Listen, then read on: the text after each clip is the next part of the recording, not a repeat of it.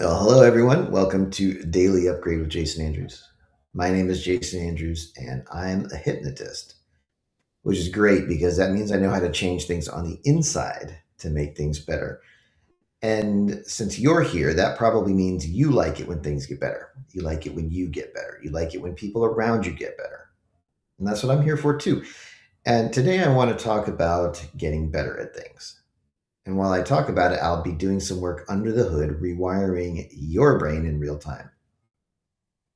Now, if you're watching this, you probably have some other things going on in your mind. So we're going to take a deep breath in, hold it for a moment, and let it all go.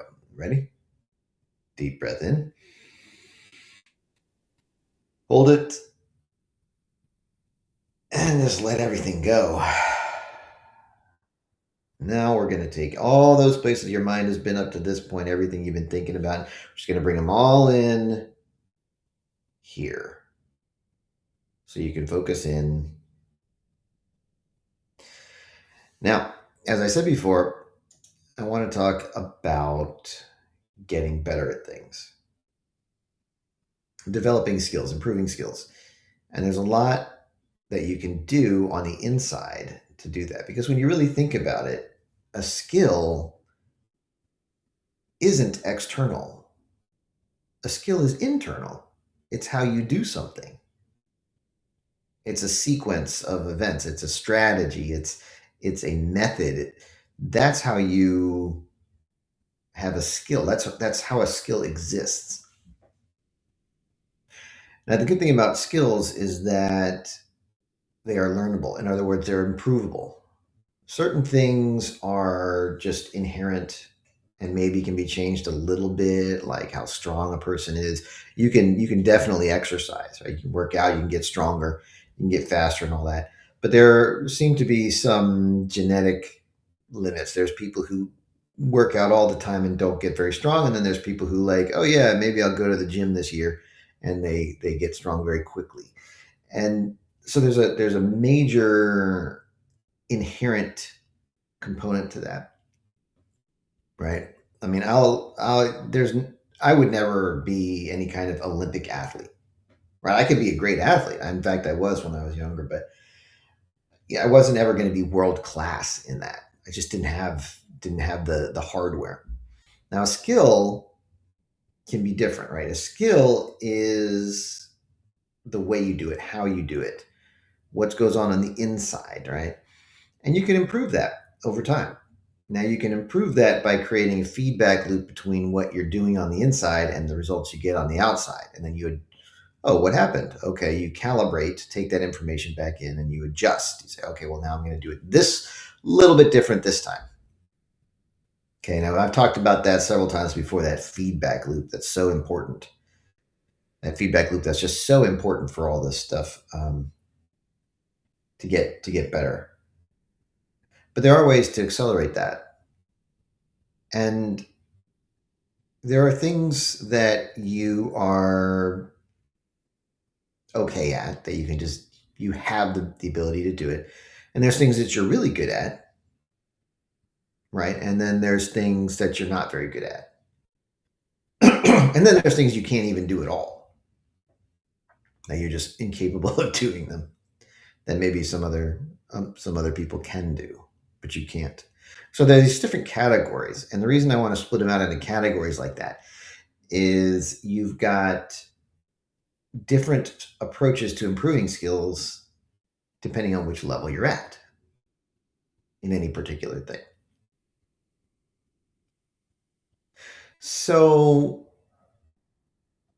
when you really think about it, if you take something that you're one of those skills that you're not good at, but it would be advantageous for you to be good at it, and maybe you're not good at it because um, something inherent to your system, like maybe you want to be a good,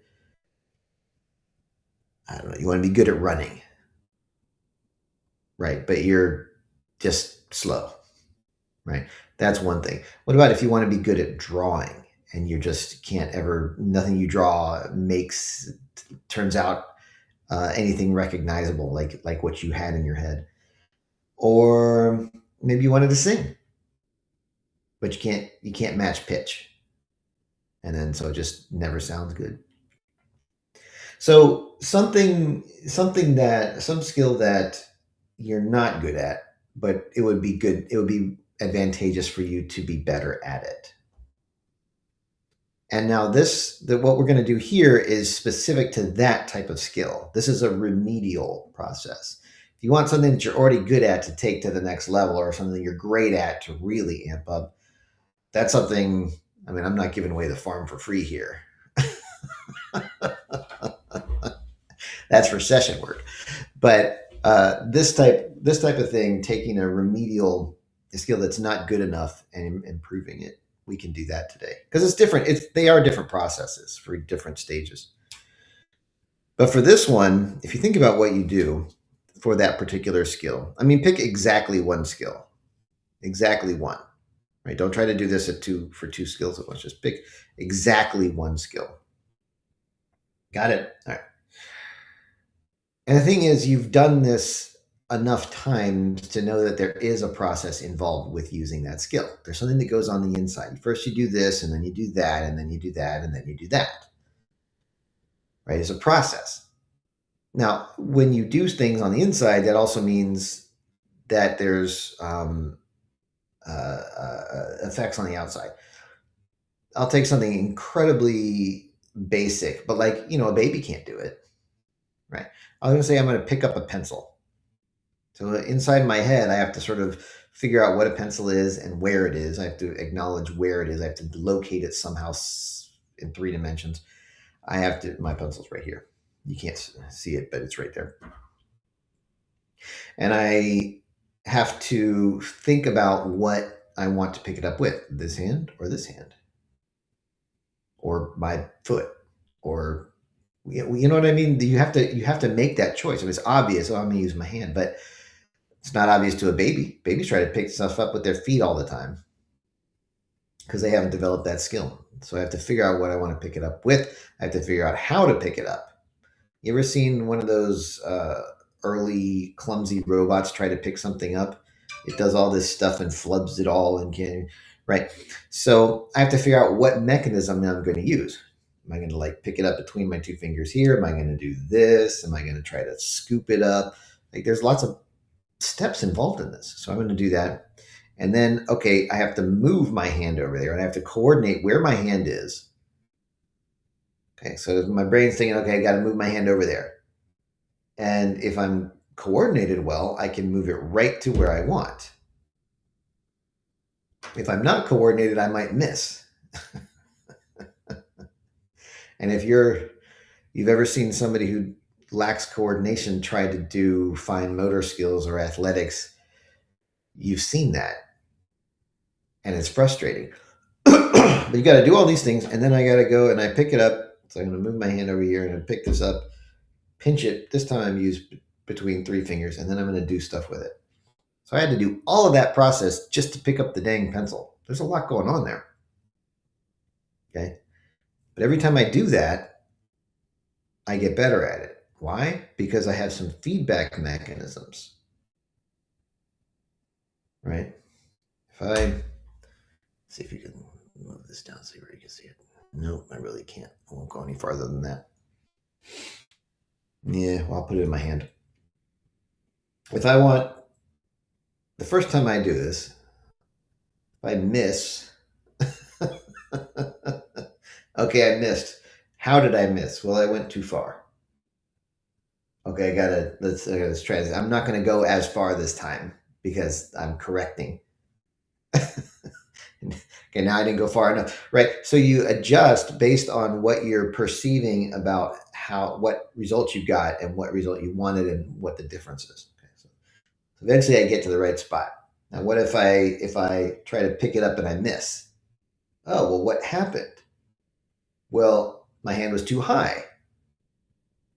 That's why I missed it. So I go lower and try to pick it up. Right? And so you make these adjustments on the fly because what you're doing is you're evaluating the situation that happened compared to the situation that you wanted to have happened, and what's the differences there, and what needs to happen, what you need to do differently next time to make it better. Right? Now, This may seem obvious to you when I talk about it, and it is, but it's amazing how many people who are trying to improve their skills don't do that. They just get angry. They say mean things to themselves, about their ability, and they don't actually get any better because they're focusing on the ramifications of the emotions or the consequences downstream. Or, if I'm not good at this, then I get a bad grade. Or if I'm not good at this, then she won't like me. Or if I don't do this, and that, throw all that away. None of that helps. None of that helps. What helps is assessing the situation, determining where the gaps are, and improving by adjusting your approach to get the result that you want. Okay. Now, you picked something at the beginning of this. Stream, you picked some skill that you kind of suck at, but you want to get better at. And already, once you realized that you can do this, you may have already begun to get better at that one particular skill. Especially since you've done it enough times that you already have a library of information you can use to review. Don't you? Now, because you can review that information, you can make a lot of adjustments that you haven't made yet, that you had the opportunity to make, but you didn't make yet. But now you can make those adjustments. And as you do that, you might discover that you get better at the skill next time you try it. And I don't know how much review you're going to have to do and how many adjustments you're going to have to do. That's something that's individual to each person for that skill. But when you do that, you might notice you get actually a little bit better, or maybe a lot better, or somewhere in between. But regardless, that's what's going to happen. So thank you for being here with me today. If you enjoyed this or found this interesting or useful, feel free to share it with others. And check out my website, jasonandrews.coach, where I have all kinds of solutions for various challenges that anyone faces during their life. So with that said, have a great rest of your day, and I will talk to you tomorrow morning at 8:30.